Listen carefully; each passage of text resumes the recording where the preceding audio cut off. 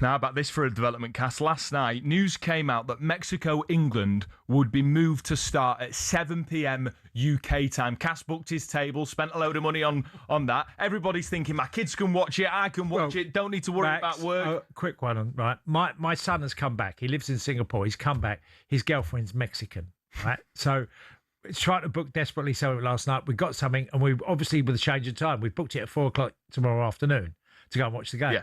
And now it's gone back. So we're snookered. I think, yeah. Can you text in 81089 03717223344 if you've been absolutely shafted by FIFA's U-turn and whether you've lost money on a booking and whether you're confident you're going to get it back? Because FIFA decided to backtrack on its controversial proposal to move the kickoff time for this crucial round of 16 clash. All signs indicate and suggest the match between Mexico and England will now remain set for Sunday 6 p.m. local time, of course 1 a.m. Monday morning UK time. This is what Mexico manager Javier Aguirre said to local media at the time that this was initially changed. He said, it's a kick in the stomach. It changes everything. They informed me about it here. I don't agree. FIFA calls the shots and we have to swallow garlic and water. Now we have to change our plans. Nobody consulted me. Neither I nor my players like this change. I'm off. He was not a happy bunny. And it seems that the FA and the Mexican FA have not been happy with the change of plan.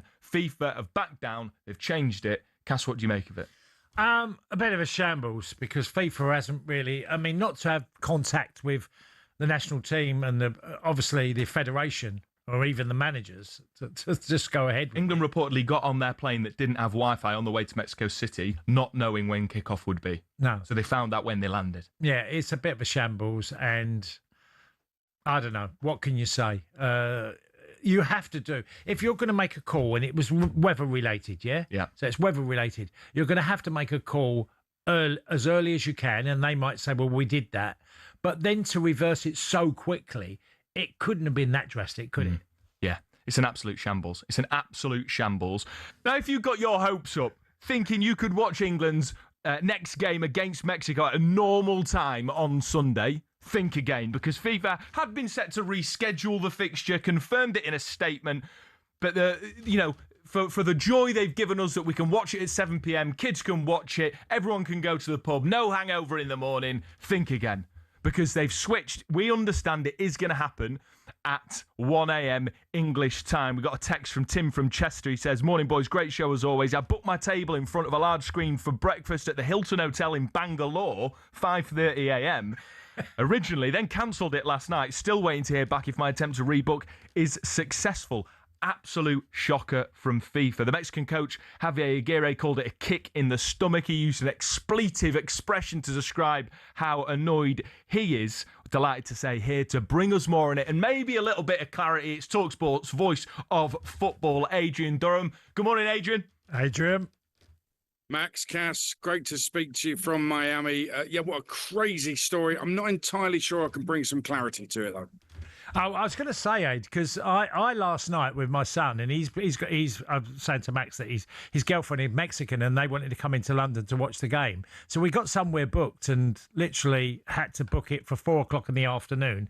And now, like many other people, it's completely. Look, that's just a personal thing, but I find it really strange that both federations seem to have no idea this was going on. I think that's the biggest problem. What you say there is right. People have made lots of personal commitments. They've made plans. You've also got pub owners throughout the UK or throughout England who have said, yeah, we're staying open until 5. They've taken on staff who might now still need to be paid, and they will be working. But for a while they weren't working, and maybe they've been cancelled. It's such a shambles. None of this seems to be taken into account. I think what FIFA have got so badly wrong is that so many millions of people care about the tournament they run to the point where you can't just chop and change kickoff times. That's never happened before. It shouldn't happen again. Now, I think there's an issue with the weather, clearly, but the weather forecast is so changeable. If you look at the weather forecast hour by hour, in places like here in Miami, if you look at it in Mexico, these are the places where the weather is really volatile, especially at this time of year. And we saw that at the Club World Cup last year. So, yeah, you can say, oh, we think there's going to be a storm at that particular time. So what we're doing is changing the kickoff time. 5 minutes later, that forecast has completely changed. So it made no sense to change the kickoff time. It is an utter shambles from FIFA. There's no question about it.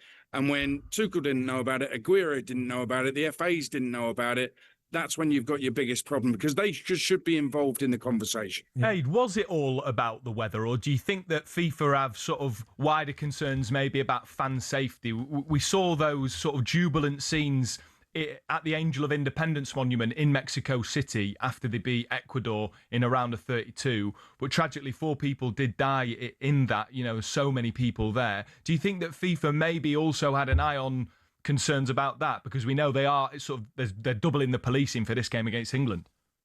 Yeah, I think even more so potentially with England, because England have so many followers, so many fans who have come with them across the Atlantic to the World Cup. I think it's a really good point. FIFA will probably never admit that, but it would have been part of the conversation. I feel sure it would have been part of that conversation. But you know what? They have to make arrangements to deal with that.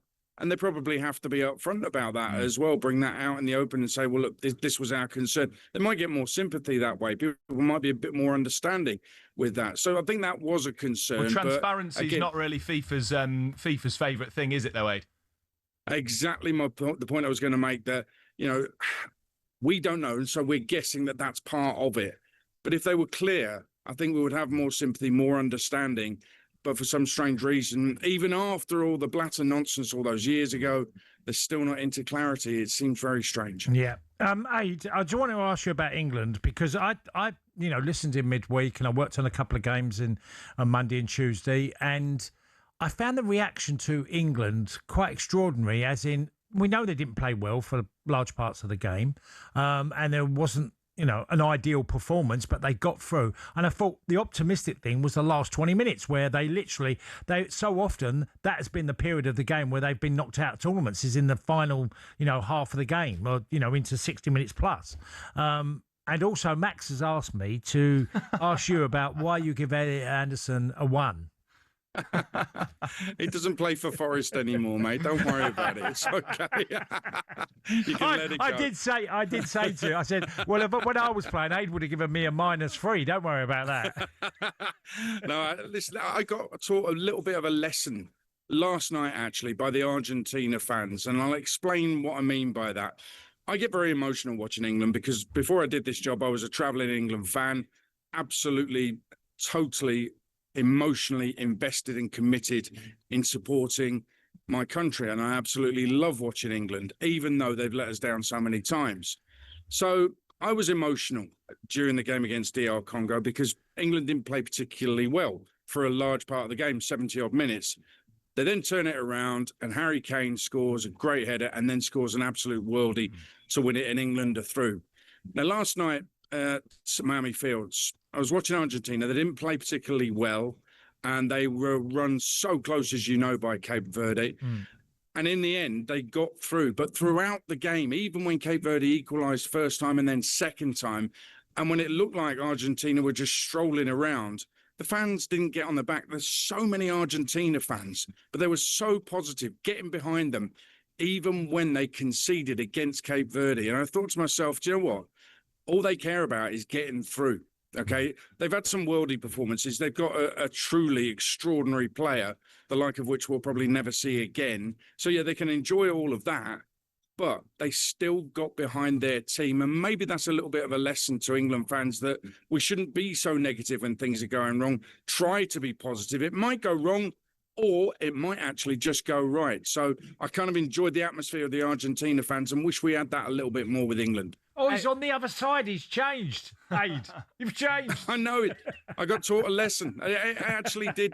It did impact after all these years, Cass. It's actually impacted me a little bit. Aid, I love the sentiment. I do. And there's a part of me that just thinks, in the past, the team that doesn't play the best often wins the tournament if they can find the moment. And my assessment of England so far is that they're a team of moments. And yes, this isn't ignoring the defensive frailties that we've seen. They're lacking cohesion, they're lacking communication, all of that sort of stuff that we're hearing on commentary. I see that. But that romantic part of me, within me, that England fan that's also an England travelling supporter, thinks, well, hold on a minute. Harry Kane and Jude Bellingham are the absolute bee's knees. And it may be, just maybe, with someone like Thomas Tuchel, who is a tactical upgrade on Gareth Southgate, can find ways, whoever the opposition is. Is there a part of you that does believe that? Or are you kind of thinking that's pie in the sky? Well, I'm waiting for it to be confirmed he's a tactical upgrade on Gareth Southgate. We'll see with that. Somebody actually messaged me on X saying, why don't you give praise to Tuchel's substitution? Southgate never did that. And I pointed out that Watkins came on as sub and won the semi-final for us, the Euros. And then Cole Palmer came on as sub and very afterwards he was an equaliser. Yes, you can question some of the tactics, but I'm right now at this tournament questioning some of the tactics of Thomas Tuchel, and certainly we're questioning some of the selections of Thomas Tuchel. What I would say is this, that you're absolutely right. England could possibly win the World Cup through moments of magic provided by Jude Bellingham, who for me has been our player of the tournament. Harry Kane is just banging goals even when they look really unlikely. You can win a tournament like that. That can happen. It happened in 1986 with Maradona. Were they the best team at the tournament? Probably not. 82, Brazil were the best, and yet they didn't win the tournament. Just because you are, in a lot of people's opinions, the best team doesn't mean you're necessarily going to win it. So France need to play a bit worse than they are doing. But I think that the rest, England, with the moments they have from the magic players that they have, I think England have a chance of going all the way. But they do need France to get a bit worse. Aid, thanks so much for joining us, mate. Absolute pleasure. And we're looking forward to hearing you on presenting duty for that massive game that is, we believe right now, at 1 a.m. UK time Monday morning. Speak to you soon, Aid.